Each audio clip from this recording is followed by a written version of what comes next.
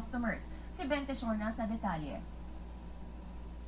Mihangyo ang mga tagiyang resort sa Island Garden City of Samal, Coligapos. Nga kahatagan sila og exemption sa balaod na nagmando alang sa public access sa mga beaches. Gitungkol sa mga resort owners ang security o privacy, isip tinungdan sa ilang gipangayang exemption. Gipasabot ni Igatos Chamber of Commerce President Pastor Lozada Jr. ang ilang pagsupag sa Presidential Decree 1067 ko ng Water Code of the Philippines tungod kay makahulga kini sa privacy o seguridad sa ilang mga customers.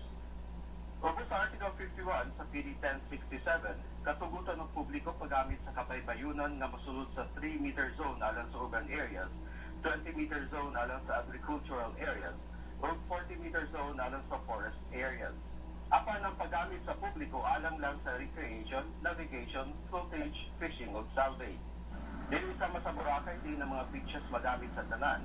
Ang mga resort sa Igacos may tungkol sa iyang kaugalingong koral, palibot sa iyang property, hinundan na dili kasulod ang mga non-paying guests sa resort.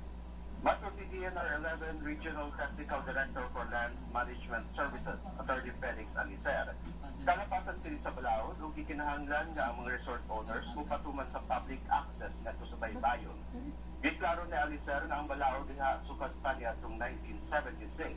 Apan sa miaging tuig lang man sa bagong DNR Regional Director nga ipatuman sa rehiyon.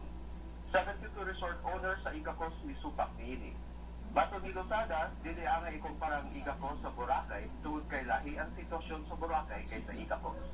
Tungod niini na ngayon tama ang mga resort owners kang Davao del Norte Representative Anton Lalcameo aron mausab ang PD 1067. Samtang wala pa mausab ang balaod, bisugid si Alicer nga muhimo og lakang ang mga resort owners nga makasulod sa ilang beachfront ang publiko.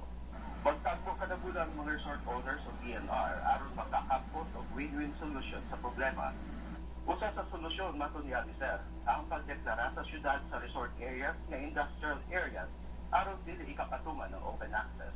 If it is declared for recreational purposes for tourism destination, then there will be no basis for us to exempt from the implementation of this easement, which is access to the beach for purposes of recreation. Because if it is classified for industrial purposes, there's no point in having that access because it is not devoted to recreational purposes anymore. Usa sa apektadong resorts open access law, mao nilang Pearl Farm Beach Resort. Bente Shorna, Solar News.